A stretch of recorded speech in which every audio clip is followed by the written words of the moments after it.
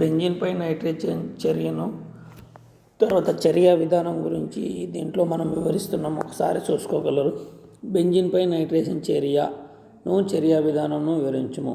Benzene అనేది గాఢ HNO3 మరియు గాఢ H2SO4తో 20 డిగ్రీ సెంటీగ్రేడ్ వద్ద చర్య నుండి నైట్రో బెంజీన్ ఏర్పడును. దీనిని నైట్రేషన్ చర్య అంటారు. బెంజీన్ అనేది గాఢ HNO3 గాఢ H2SO4తో 60 డిగ్రీ సెంటీగ్రేడ్ వద్ద చర్య నుండి నైట్రో బెంజీన్ ఏర్పడను. ఈ చర్యను నైట్రేషన్ చర్య అంటారు. ఇది ఏ విధంగా ఏర్పడిందో మనం మెకానిజం ద్వారా చూడవచ్చు. చర్యా విధానం ద్వారా స్టెప్ 1 ఎలక్ట్రోఫైల్ ఏర్పడుట. ఈ ఎలక్ట్రోఫైల్ HNO3ని ఏ విధంగా రాసుకోవచ్చు? HONO2 మొత్తం ఏమవుతుంది? HNO3 అవుతుంది. సో HNO3ని మన అవసరం కొరకు HONO2 అని రాసుకోవచ్చు. ఎప్పుడైతే H2SO4లో ఒక H దీంట్లోకి వచ్చి యాడ్ అయినట్లయితే, ఇక్కడ చూసినట్లయితే H ఈ విధంగా యాడ్ అయినట్లయితేనంటే HSO4 మైనస్ H ప్లస్ రూపంలో వచ్చి యాడ్ అయి ఉంటుంది నైట్రోజన్ ఆక్సిజన్ పైన. సో HO అదేవిధంగా ఉండి ఒక H యాడ్ అయినప్పుడు ఇక్కడ ప్లస్ వస్తుంది, NO2 అదేవిధంగా దీంట్లోకి వెళ్ళి ఒక H అనేది దీనికి వచ్చి యాడ్ అయి ఉంటుంది కాబట్టి ఒక H తగ్గుతుంది కాబట్టి HSO4 minus right. So same ఈ స్ట్రక్చర్ని ఈడ రాసినట్లయితే ఇక్కడ అన్స్టేబుల్ ఆక్సిజన్ పై ప్లస్ ఉంది కాబట్టి అన్స్టేబుల్ కావున ది ఎలక్ట్రాన్లు అనేవి ఈ విధంగా పైకి పోయినప్పుడు నైట్రోజన్ పైన ప్లస్ ఏర్పడుతుంది. ఓకే, H2 వెళ్ళిపోతుంది, నైట్రోజన్ ప్లస్. ఈ H2O అనేది ఎక్కువ మొత్తంలో ఉన్నటువంటి H2SO4తో మళ్ళీ చర్యను ఉంది. హైడ్రోనియం అయాన్ ఏర్పడుతుంది, H3O ప్లస్ ఏర్పడుతుంది మరియు HSO4 మైనస్గా ఉండిపోతుంది. సో ఓవరాల్గా చర్యలో చూసినట్లయితే ఒక మోల్ HNO3, 2 మోల్స్ H2SO4, ఇక్కడ mole H2SO 2 moles, 2 electrophile NO2 plus electrophile H3O plus electrophile plus 2 HSO4. ఇది చర్య విధానంలో మొదటి స్టెప్. మనకు కావాల్సినటువంటి ఎలక్ట్రోఫైల్ అనేది ఫార్మేషన్ జరుగుతుంది, అది గుర్తుపెట్టుకోవాలి.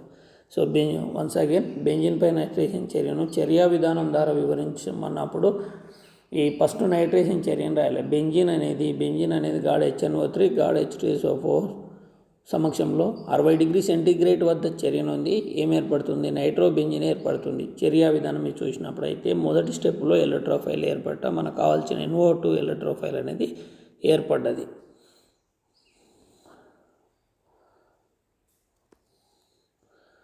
స్టెప్ 2 చూసినట్లయితే సిగ్మా సమ్ సిస్టమ్ ఏర్పాట. బెంజీన్ అనేది NO2 అనేది ఈ విధంగా ఎలక్ట్రాన్లు ఈ విధంగా మైగ్రేషన్ అయినప్పుడు ఇక్కడ మైనస్ ఉంటుంది, ప్లస్ అనేది ఇక్కడ వచ్చి యాడ్ అవుతుంది. సో ఈ విధంగా గుర్తుపెట్టుకోవాలి. బెంజీన్ రాసి ఇక్కడ H ఆల్రెడీ ఉంటుంది, HNO2 రాసి ఇక్కడ ఎప్పుడైతే ఎలక్ట్రాన్లు ఇక్కడ పోలరైజ్ అవుతాయో ఇక్కడ ఏమొస్తుంది? ఛార్జ్ పాజిటివ్ ఛార్జ్ చేస్తుంది. సో నెక్స్ట్ స్టెప్లో మనం చూసినట్లయితే ఈ రెజొనెన్స్ని ఏమన్నా ఈ పై ఎలక్ట్రాన్లు అనేటివి ఇక్కడ డీలోకలైజేషన్ అయినప్పుడు ఇక్కడ ప్లస్ అనేది ఏర్పడుతుంది. సో మళ్ళీ ఇంకో స్ట్రక్చర్ చూసినట్లయితే ఇక్కడ పై ఎలక్ట్రాన్లు ఇక్కడ మైగ్రేట్ అయినప్పుడు ఇక్కడ ప్లస్ అనేది ఏర్పడుతుంది. సో అది ఈ స్టెప్లో చూడవచ్చు. ఫైనల్గా మనం ఏం చూడవచ్చు? ఇక్కడ సిగ్మా సంశ్లిష్టాన్ని చూడవచ్చు. ఇక్కడ ఏర్పడ్డ సిగ్మా సంశ్లిష్టం అనేది సో ఇక్కడ ప్లస్ పొజిషన్లో చూసినట్లయితే ఇక్కడ వరకు ఏర్పడ్డ సిగ్మా సంశ్లిష్టంలో ప్లస్ తోటి ఉంటుంది. దానిని థర్డ్ స్టెప్లో చూసినట్లయితే ప్రోటాన్ తొలగించుటలో ఇక్కడ చూసినట్లయితే HNO2 ప్లస్ ఉంటుంది ఈ భాగంలో ప్లస్. సో ఎప్పుడైతే ప్రోటాన్ పోతుందో ఎలక్ట్రాన్లు ఇక్కడ ఇస్తుందో అప్పుడు మనకు కావాల్సినటువంటి నైట్రో బెంజీన్ అనేది ఏర్పడుతుంది. సో ఈ స్ట్రక్చర్ ఈ విధంగా గమనించగలరు. అప్పుడు అక్కడ ఎక్కువగా ఉన్నటువంటి హైడ్రోనియం అయాన్ అనేది అక్కడ ఉన్నటువంటి HSO4 అయాన్లతో కలిపి H2SO4 H2O బై ప్రోడక్ట్ రూపంలో వెళ్తుంది. ఇది గమనించగలరు.